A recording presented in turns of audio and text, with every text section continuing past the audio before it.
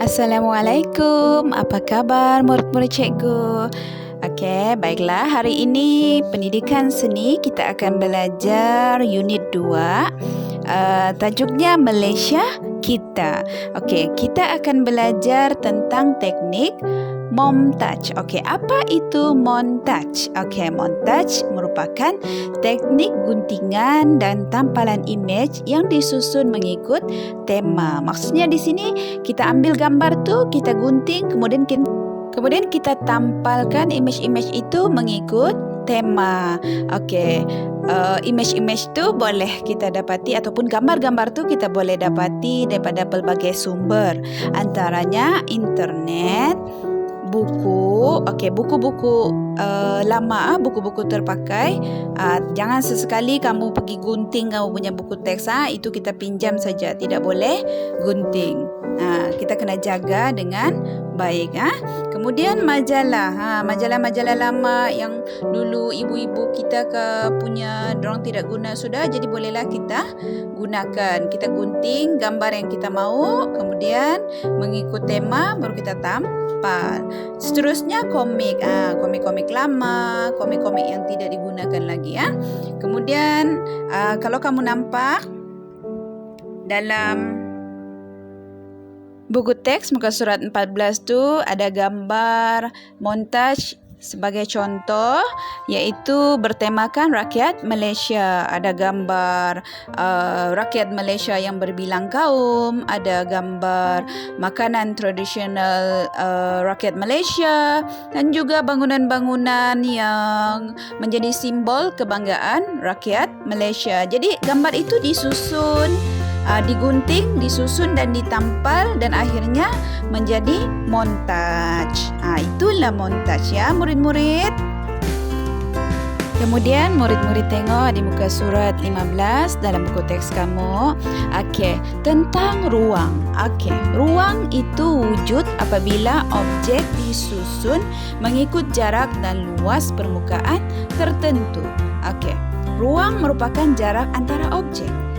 Objek yang berada di hadapan lebih jelas dan besar berbanding dengan objek yang berada di belakang. Jadi bila objek itu berada di depan lagi besar, kita nampak gambar tu lagi besar. Okey, kalau objek tu berada di belakang, kita nampak dia kecil. Okey, semakin jauh semakin kecil. Jadi itu kita panggil ruang. Jadi semakin jauh semakin kecil. Kalau dia semakin dekat, kita nampak semakin besar. Contohnya kalau gambar, kalau kita bergambar sendiri kan, kita bergambar dengan family. Okey, kalau ataupun kita swafoto. Kalau orang yang pegang kamera tu di depan besar muka dia, tapi orang yang berada di belakang kan kecil saja.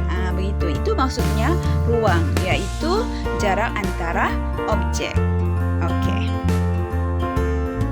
Okey, kemudian kita belajar tentang kesatuan. Kesatuan dapat dilihat pada bentuk imej. Sebagai contoh, gambar tu gambar ikan.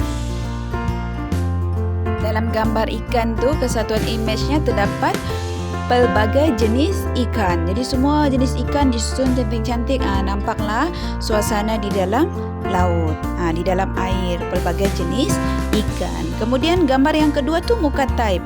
Pelbagai jenis tulisan, berbagai jenis huruf. Jadi itu muka type. Kita nampak ada huruf-huruf disusun, ditampal. Itu dipanggil muka type. Kemudian kita tengok pula imbangan. Imbangan ni terhasil apabila objek berada dalam keadaan stabil. Stabil, keadaan objek tu stabil. Maksudnya dia tidak semestinya tegak, tapi keadaannya tu stabil. Sebagai contoh yang gambar ada teddy bear, ada permainan-permainan tu komposisi bentuknya. Kemudian simetri. Kita nampak ada 2 ekor burung sebelah kanan dan 2 ekor burung sebelah kiri. Simetri. Itu dipanggil simetri ya, murid-murid.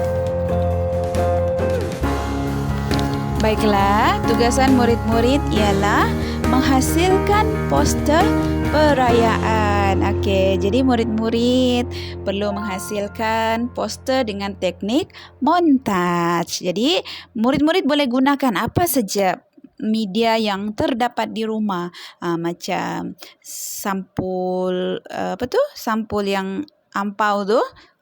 Mana tahu ada pernah dapatkan, mestilah pernah dapat. Masa raya kah, masa Tahun Baru Cina kah. Okey, kemudian majalah-majalah lama atau buku-buku lama yang sudah tidak digunakan lagi. Jadi murid-murid boleh pilih gambar yang sesuai dengan tema. Okey, tema kita kan perayaan.